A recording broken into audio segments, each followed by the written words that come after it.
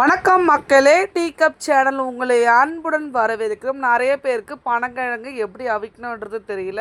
So அவங்களுக்காக இந்த video. பனங்கிழங்கு வந்து இந்த மாதிரி, அதாவது சிறுசாக இருக்கிறத வந்து மேலே வச்சுட்டு, குண்டாக இருக்கிறத வந்து கீழே இந்த மாதிரி பாத்திரத்தில் வச்சுட்டு, அதில் தண்ணி வந்து நிறைய ஃபுல்லாக முழுகிற அளவுக்கு ஊற்றக்கூடாது.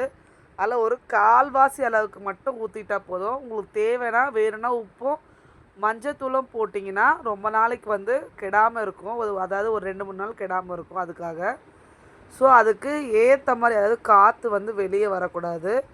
ஸோ இந்த கேப் வந்து இந்த மாதிரி இருக்கக்கூடாது. ஸோ அதுக்கு ஏற்ற மாதிரி மூடியை வந்து போட்டுடுங்க. அப்படி இல்லாத பட்சத்தில் மேலே ஏதாவது வெயிட் ஏதாவது வச்சுடுங்க. இப்போ இந்த மாதிரி பற்ற வச்சிங்கன்னா ஒரு 1/2 hour, கண்டிப்பாக 1/2 hour நம்ம கேஸ் அடுப்பில் போட்டிங்கன்னா ஒரு 1/2 hour வெந்தால் மட்டும்தான் நல்லாயிருக்கும். இப்போ ஊர்லலாம் வந்து விறகடுப்பில் வேக வைப்போம். ஸோ அது வந்து ஒரு 1/4 hour 20 நிமிஷத்துலேயே வந்து வெந்துடும், நல்லா பொசன்னு. இது வந்து நம்ம கேஸ் அடுப்புன்றதுலாம் கண்டிப்பாக 1/2 hour ஆகும். இங்கே பாருங்கள், உங்களுக்கு தெரிஞ்ச பிறகு இந்த பபிள்ஸ் எல்லாம். ஸோ ஸ்மெல் ஒரு நல்ல ஸ்மெல் வரும். அப்போ வந்து வெந்துச்சுன்ற அந்த ஒரு பதம் நம்மளுக்கு தெரியும். ஸோ நான் இந்த மாதிரி தான் வேக அடித்து எடுத்தேன். நான் வெயிட் வந்து வைக்கணும்னு அவசியம் கிடையாது. நான் அது மூடி வந்து சரியாக உட்காரலேன்றதுக்காக நான் வெயிட் வச்சுருக்கேன், மேலே தண்ணி வச்சுருக்கேன்.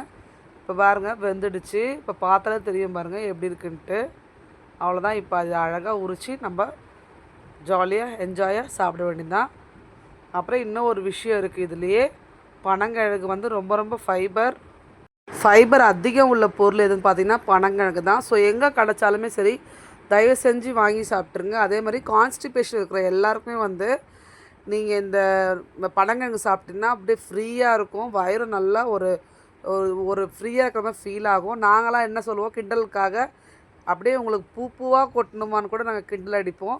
ஸோ அந்த மாதிரி மோஷன் போகாதவங்க கண்டிப்பாக இதை நீங்கள் வாங்கி சாப்பிட்டிங்கன்னா உங்களுக்கு கண்டிப்பாக பூவாக கொட்டும். கண்டிப்பாக வீடியோ பிடிச்சிருந்தா மறக்காமல் லைக் பண்ணுங்கள், ஷேர் பண்ணுங்கள், கமெண்ட் பண்ணுங்கள், கண்டிப்பாக சப்ஸ்கிரைப் பண்ணுங்கள். அப்புறம் என் வீடியோவை நிறைய பேர் பார்க்குறீங்க, ஆனால் வந்து நீங்கள் வந்து லைக் பண்ண மாட்டேன்றீங்க, கமெண்ட் பண்ண மாட்டேன்றீங்க. கண்டிப்பாக உங்களுடைய ஆதரவு எனக்கு கொடுத்தா மட்டும்தான் நான் இன்னும் மேலும் வளர முடியும்.